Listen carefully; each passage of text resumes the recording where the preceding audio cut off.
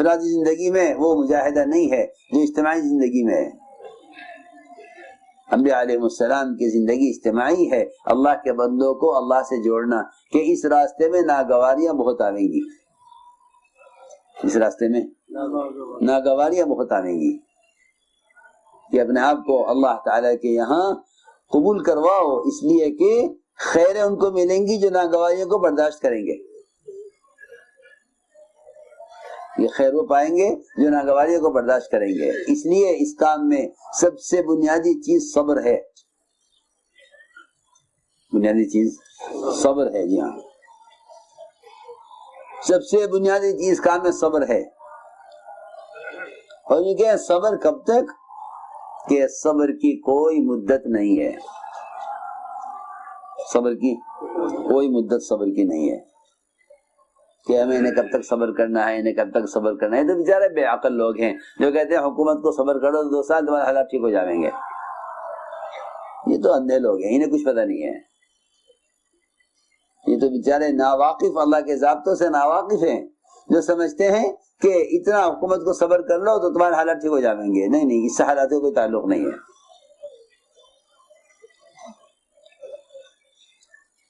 حضور اکرم صلی اللہ علیہ وسلم نے اپنے صحابہ کو صبر کا عادی بنایا، اور اللہ نے نبیوں کو صبر کا عادی بنایا۔ اللہ نے نبیوں کی تربیت صبر پر کی ہے، اور انبیاء علیہ السلام نے اپنے اتباع کرنے والوں کی تربیت صبر پر کی ہے۔ انبیاء علیہ السلام سے بکریاں چروائی ہیں تاکہ ان میں صبر اور برداشت کی قوت پیدا ہو۔ آپ دیکھیں، اونٹ نہیں چروائے، گھوڑے نہیں چروائے، کہ نہیں، صبر تو بکری پر کیا جاتا ہے۔ چرواہا کھڑا رہتا ہے انتظار میں، جب تک بکری چر رہی ہے یا کسی درخت سے کھا رہی ہے، انتظار میں کھڑا رہے گا، جی ہاں، اور مار بھی نہیں سکتا، کہ اگر نہ چلے تو مارے اس کو، کہ یہ مارنے کے قابل بھی نہیں ہے، اس کو مارا جائے، اور اس پر بوجھ رکھا جائے، اس پہ سواری کی جائے، اس قابل بھی نہیں ہے۔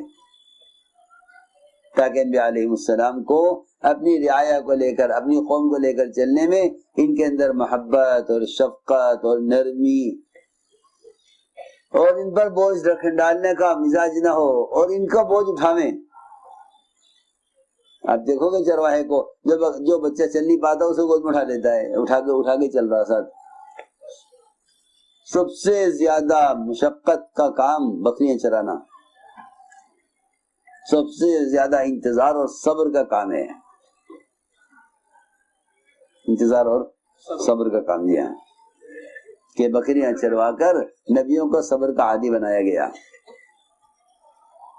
کیونکہ اس کام میں ترقی وہ صبر کے ساتھ ہے۔ جہاں صبر ختم ہو جائے گا وہاں اس کام کے کرنے والوں کا سفر ختم ہو جائے گا۔ میری بات یاد رکھیو کہ نہیں ہم سے تو صبر نہیں ہوتا، یہ گھر بیٹھ جائیں گے، کہ جن سے صبر نہیں ہوگا کہ ان کے اس راستے کا سفر ختم ہو جائے گا، کہ صبر اس راستے میں پیٹرول کی طرح ہے، جہاں تک پیٹرول ہوگا وہاں تک گاڑی چلے گی، جہاں تیل ختم ہو جائے گا وہاں سفر ختم ہو جائے گا۔ صبر، کہ صبر اس راستے میں اتنا ایسا لازم ہے جیسے گاڑی کے لیے تیل لازم ہے، کہ جہاں تیل ختم ہو جائے گا وہاں گاڑی رک جائے گی۔ حضور اکرم صلی اللہ علیہ وسلم نے اپنے صحابہ کو صبر کا عادی بنایا، اپنے صحابہ کو صبر کا عادی بنایا۔ ایک صحابی ہیں ابو ذر غفاری رضی اللہ تعالی عنہ، مسیح میں لیٹے ہوئے تھے، حضور اکرم صلی اللہ علیہ وسلم نے ان کو حرکت دے کر اٹھایا، پوچھا مسیح میں کیوں سو رہے ہو؟ عرض کیا میرے تو کوئی گھر ہے نہیں۔ آپ نے فرمایا کہ اے ابو ذر، یہ بتاؤ جب تمہیں مدینے سے نکالا جائے گا تم کیا کرو گے؟ کہ میں ملک شام جا کر رہوں گا۔ فرمایا ملک شام والے نکالیں گے پھر کیا کرو گے؟ کہ واپس مدینے آ جاؤں گا۔ فرمایا مدینے والے دوبارہ نکالیں گے پھر کیا کرو گے؟ کہ جی پھر میں ان کا مقابلہ کروں گا۔ فرمایا نہیں، برداشت کرتے رہنا، ان کے ساتھ چلتے رہنا، یہاں تک کہ تم آ کر مجھ سے قیامت میں مل لینا۔ کوئی صبر کی مدت نہیں بتائی، یہ کہ موت تک یہ کام ناگواریوں کے برداشت کرنے کا ہے۔ اس لیے میرے دوستوں عزیزوں، استقامت ہوتی ہے صبر سے، استقامت ہوتی ہے صبر سے، کہ استقامت ہوتی ہے صبر سے، جتنا صبر ہوگا اتنی استقامت ہوگی۔ اور اگر صبر نہیں ہے تو انہیں کام پر استقامت بھی نہیں ہوگی، یہ کام چھوڑ کے بیٹھ جائیں گے کہ ہم سے صبر نہیں ہوتا۔ کہ یہ کام تو سب سے زیادہ اپنے آپ کو ناگواریوں سے گزارنے کا ہے، جو ناگواریوں سے گزریں گے وہ خیر تک پہنچیں گے۔ اس لیے فرمایا کہ استقامت کے لیے سب سے بنیادی چیز صبر ہے، کہ تم ساتھیوں کی کڑوی کسیلی برداشت کرو اور ساتھیوں کی طرف سے آنے والی ناگواریوں کو اللہ کی طرف سے آنے والی ناگواریاں سمجھو، یہ اللہ کی طرف سے آئی ہے میری اصلاح کے لیے، یا میری تربیت کے لیے، یا میرے امتحان کے لیے۔ ایک صحابی نے عرض کیا حضور اکرم صلی اللہ علیہ وسلم سے کہ میں جنت میں آپ کا ساتھ چاہتا ہوں، جنت میں، جی ہاں جنت میں آپ کا ساتھ چاہتا ہوں۔ آپ نے فرمایا تو پھر تو فقر و فاقے کے لیے اور تنگیوں کے لیے اور پریشانیوں کے لیے اور ناگواریوں کے لیے اور اذیتوں کے لیے کمر کس لو، کیا کر لو، اپنی کمر کس لو۔ ہمارا ساتھ ہونا اتنا آسان نہیں ہے کہ تم چلو خواہش پر اور ہمارا ساتھ چاہو، یہ نہیں ہوگا۔ جی ہاں، تم چلو خواہش پر اور ہمارا ساتھ چاہو، یہ نہیں ہوگا۔ سنو غور سے، عمر رضی اللہ تعالیٰ عنہ کے لیے عبداللہ بن عمر نے کھانا تیار کیا اور ان کو کھانے پہ روکا کہ آپ کھانا میرے ساتھ کھا لیں۔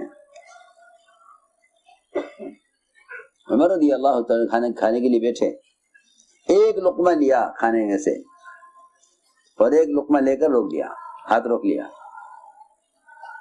اور فرمایا کہ میں اپنے دو ساتھیوں سے ملنا چاہتا ہوں، میرے دو ساتھی دنیا سے چلے گئے ہیں، ایک محمد صلی اللہ علیہ وسلم، دوسرا ابوبکر صدیق رضی اللہ عنہ، یہ دو دنیا سے گئے ہیں اور میں ان کے پاس پہنچنا چاہتا ہوں۔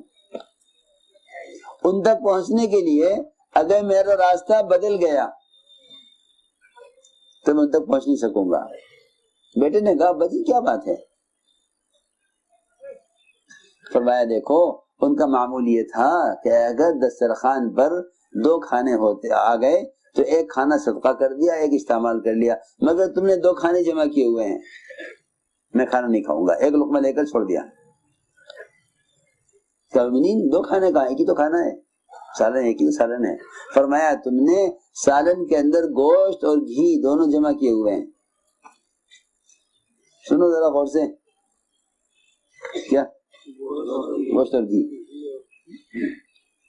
مستقل کھانا ہے، مستقل لگان ہے، اور گوشت مستقل لگان ہے، لگان کہتے ہیں نا، ہاں جی ہاں لگان، گوشت مستقل لگان ہے اور گھی مستقل لگان ہے۔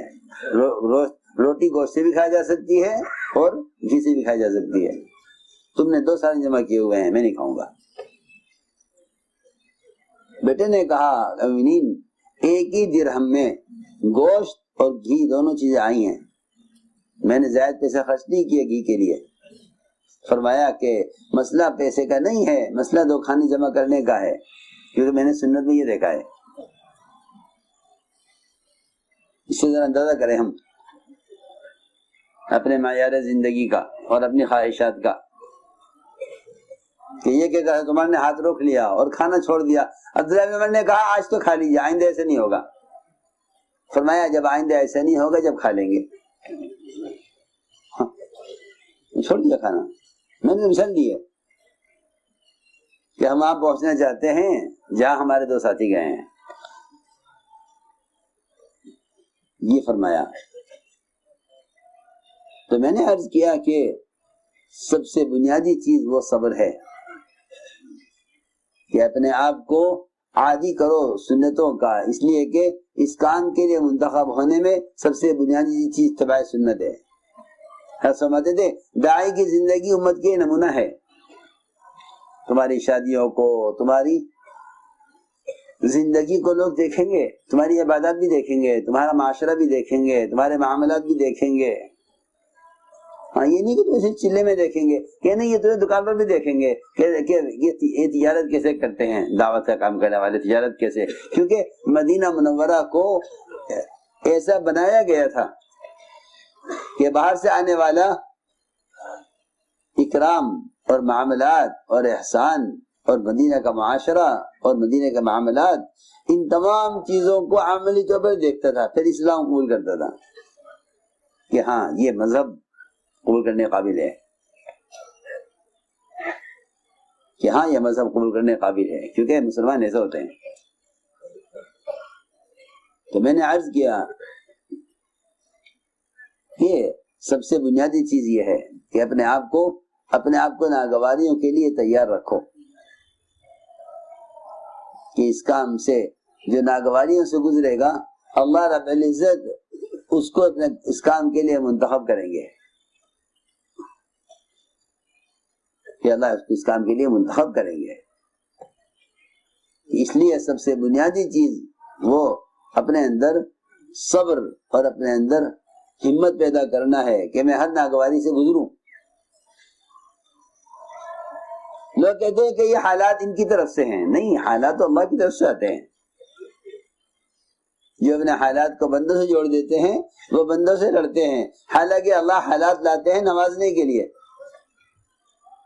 اللہ حالات لاتے ہیں نوازنے کے لیے، ترقی و تربیت کے لیے.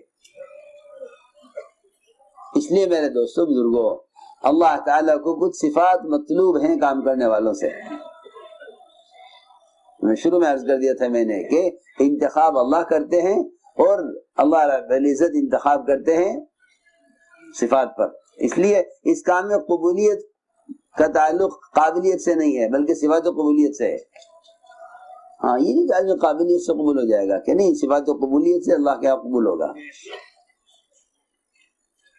کہ اپنے اندر صفات و قبولیت پیدا کرو، اپنے اندر صفات و قبولیت پیدا کرو. اس لیے فرمایا کہ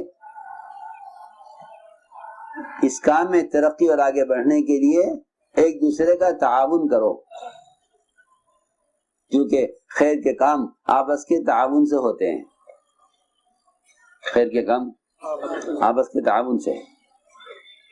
اس لیے فرمایا، حکم دیا کہ خیر کے کام میں ایک دوسرے کا تعاون کرو. تعاونوا علی البر والتقوی، کہ نیکی کے اور خیر کے کاموں میں ایک دوسرے کا تعاون کرو، ایک دوسرے کا تعاون کرو. لیکن ایک بیماری ہے، اور وہ بیماری ایسی ہے جو آدمی کو خیر کے کام میں آگے نہیں بڑھنے دیتی، وہ ہے حسد. جی ہاں، وہ کیا ہے؟ حسد. جی ہاں، سب سے پہلا حسد آسمان پر ہوا ہے. ابلیس کا سجدہ کرنے سے انکار کرنا اس حسد میں تھا کہ ہمارے پرانوں کے ہوتے ہوئے، ہمارے ہمیشہ سے یہاں ہوتے ہوئے، ہمارا یہ مقام ہوتے ہوئے انہیں کیوں پیدا کیا گیا اور ہمیں انہیں سجدہ کرنے کا حکم کیوں دیا گیا. سنو، پہلا حسد آسمان پر ہوا ہے، پہلا حسد آسمان پر ہوا ہے. سب سے پہلی اللہ کی نافرمانی جو ہوئی ہے وہ حسد کی وجہ سے ہوئی ہے. سب سے پہلی نافرمانی اللہ کی وہ حسد کی وجہ سے. کہ کیوں ان کو یہ درجہ کیوں دیا گیا؟ میں نے خوب غور کیا کہ آدمی کام سے کیوں پیچھے ہٹ جاتا ہے، کہ حسد کی وجہ سے. کی وجہ سے؟ حسد کی وجہ سے. بالکل، کیا ہم ان کے ساتھ کام نہیں کریں گے، حسد پیچھے لے جاتا ہے.